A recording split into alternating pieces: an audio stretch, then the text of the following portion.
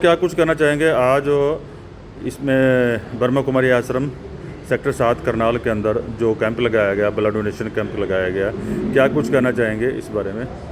ओम शांति। मैं पिछले 17 वर्ष से ज्ञान में चल रहा हूँ इस आश्रम के साथ। तो अब तक मैं संकल्प तो कई बार था कि ब्लड डोनेट करूँगा, लेकिन मौका नहीं लग रहा था। तो लास्ट ईयर जब हमारी दादी प्रकाश मणि जी की ये जयंती आई तो उस उपलक्ष्य में यहाँ पे first time blood donation camp लगा, तो तब मैंने डोनेट किया और तब से तो संकल्प ले लिया कि एवरी ईयर इस समय हम डोनेट किए ही करेंगे। और लोगों को भी आगे आना चाहिए, क्योंकि आज तक जितने भी रिसर्च हुए कृत्रिम ब्लड बन नहीं सका, तो ये मानव ही है जो मानव के काम आ सकता है। तो ये भी एक महादान है और हम सबको आगे आके ये कल्याण जनहित में कल्याण करना चाहिए। सर, आप गीता जी को बहुत सर्वोपरि मानते हैं, सर्वश्रेष्ठ एक ग्रंथ मानते हैं, तो क्या कुछ कहना चाहेंगे इस पर आप? जी, मैं तो पहले हनुमान जी का भक्त था और जब तक व्रत में रखता था, पूरा 20 साल मैंने हनुमान जी के व्रत रखे और पूजा पाठ में ही रहता था। तो 2008 में जब मैंने पहली बार गीता पढ़ी तो उस समय अपना उसमें आया कि मैं जप के द्वारा, तप के द्वारा, व्रत के द्वारा मिलता ही नहीं। तो फिर मेरे को लगा कि मैं गलत रॉन्ग पाथ पे हूँ। फिर मैंने उद्धापन किया और उसके बाद मैंने ये जप तप व्रत छोड़े।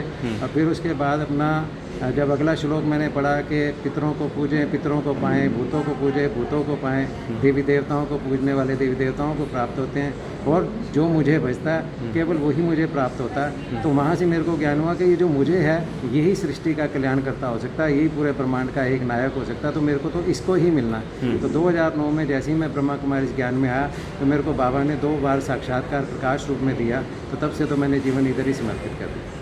इधर संत रामपाल जी कहते हैं कि तत्वदर्शी संत से जाके पूछो कि असली भगवान कौन है, और वो संत कबीर जी को भी भगवान मानते हैं, तो इस पर आप क्या कहना चाहेंगे? नहीं, वो तो बिल्कुल गलत कह रहे हैं सर, क्योंकि तत्व जो है, तत्व तो रहने का स्थान है।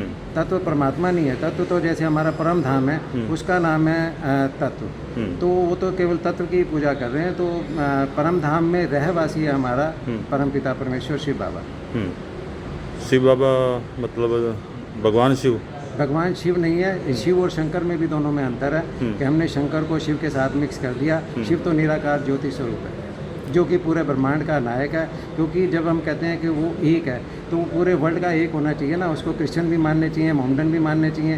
तो अगर हम देखें तो क्रिश्चियंस ने भी बोला गॉड इज़ लाइट, और अल्लाह नूर है, मोहम्मडन्स भी बोलते हैं। और इधर हम भी प्रकाश रूप के। आपको याद होगा कि जैसे हमारे बुजुर्ग होते थे कि शाम को जब लाइट ऑन करते थे तो वो क्या करते थे, उसको प्रणाम करते थे। क्या वो ट्यूबलाइट को थोड़ी प्रणाम करते थे? हमारी आत्मा को बिल्कुल ज्ञान है कि वो प्रकाश स्वरूप है, इसलिए हम उसके आगे नतमस्तक होते थे। भगवान साकार रूप में है या निराकार रूप में है? निराकार रूप में। अगर वो निराकार रूप में है तो फिर हम कैसे उनको मान सकते हैं कि हमें दिखाई नहीं देते? ये हमारे अंग संग हैं, या हमारे याद करने से वो हमारे को हमारी हेल्प करते हैं? नहीं, मदद तो वो करते हैं। निराकार तो ये होता है कि उसके अंदर जीव है या नहीं है। जी, उन्होंने तो आगे हमें सारा रास्ता बता दिया। अब जैसे गीता में भी आ गया कि युगे युगे मैं आता हूँ, ठीक है। हालांकि वो कल्प एंड पे एक ही बार आते हैं, लेकिन गीता में भी ये चीज़ कर दी कि युगे युगे आता हूँ। युग तो सिर्फ 4 हैं, तो हमने 24 अवतार क्यों दिखाए फिर उनके? तो हमारे आपस में ही मतलब कॉन्ट्राडिक्शन है इसमें। तो एक ही बार परमात्मा इस समय संगम युग पे आके हमें ज्ञान देते हैं कि मैं क्या हूँ और आप क्या हैं।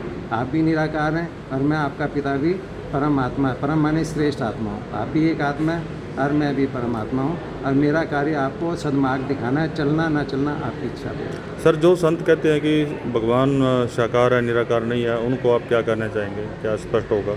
ठीक है, वो भक्ति मार्ग तो देखो हम लोग भी पहले भक्ति में ही थे। हम भी साकारी रूप में पूजा करते थे। राम मेरे इष्ट थे, हनुमान जी के मैंने व्रत रखे।